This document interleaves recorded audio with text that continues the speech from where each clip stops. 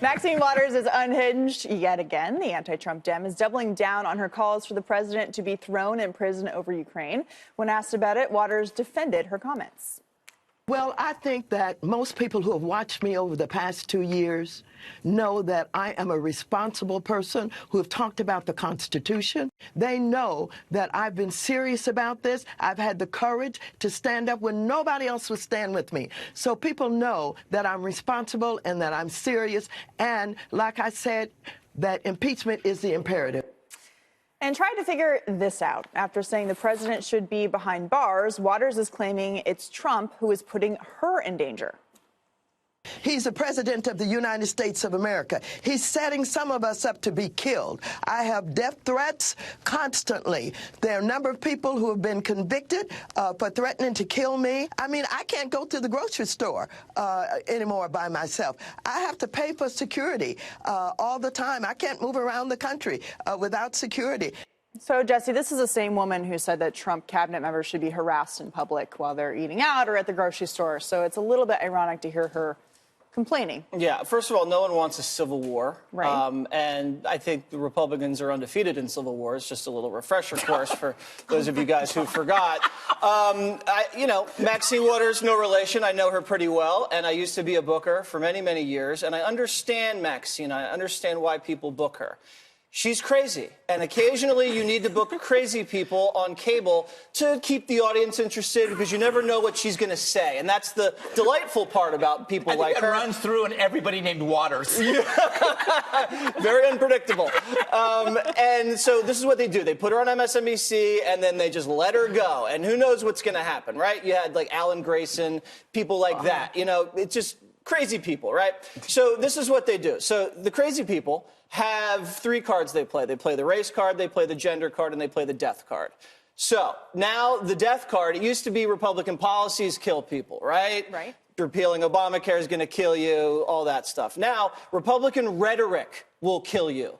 Build the wall will get people killed, whatever, gets everybody killed. So this is why they do that, though, okay? They try to tee it up so the next time there is violence in the country, they can blame Trump. They also do this to make themselves feel better about themselves, like they're so important that they might actually get killed. There's no kill list. I get death threats all the time, and I'm a wonderful person. From me, especially. Yeah, it's from you. It also creates fear in the electorate that Trump's rhetoric is so dangerous he can't afford a second term, and it also insulates themselves from criticism because, hey, you can't criticize me because people are trying to kill me. Right. So, Greg, how do you feel about Abraham Lincoln? What? That's an interesting question. He's the Republican who won the Civil War. He was a good guy. A little too tall for my tastes. Some interesting backstory I won't get into with him. But anyway, Maxine, it kind of symbolizes the hypocrisy of the entire left and the media in general. Only we, the media, can be hostile, right? They don't want to share the ball. And then they own the field. I've always said this before. That's why I'm tired of saying it.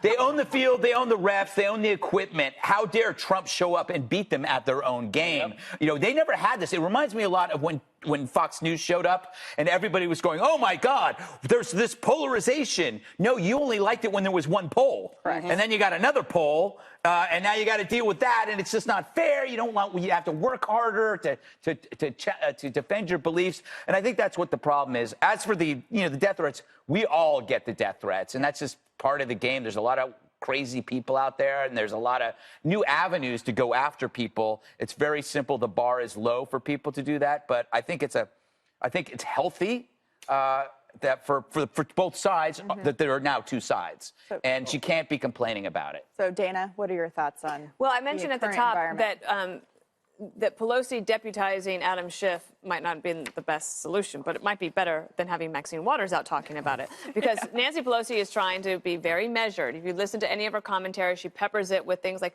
we need to be thoughtful about the Constitution, we need to pray for the president, we need to be working on the important work that the people want us to deal with. We have to work on the trade deal, infrastructure, gun control, and lowering drug prices. And she wants to do all of these things while she's going to be very measured. And then you have Maxine Waters who says, actually, he should be killed, or he should be in solitary confinement. Right. But the thing you have to wonder about is, imagine being a member of Congress for that many years and no one taking you seriously at all. Yeah. Juan, do you take Maxine Waters seriously as a very I think we responsible person? Oh, yes. And let me just say, wow, she was ahead of the curve on impeachment, and yet you don't hear people say that. They say, oh, it's the moderates in the suburbs.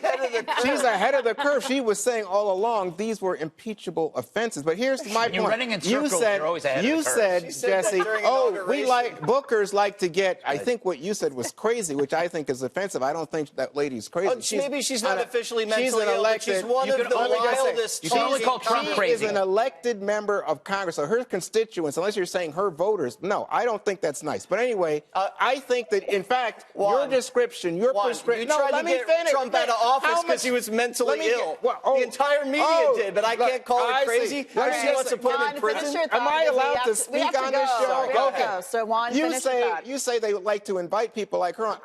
The last few days, I've heard from one person talk about civil war, spies, treason, suggestion that you're going to have someone executed, profanity in a text. It seems to me Trump is performing, he's energized, and this is going to be an epic brawl. Yeah, his numbers are through the roof right now. Yeah, through the floor.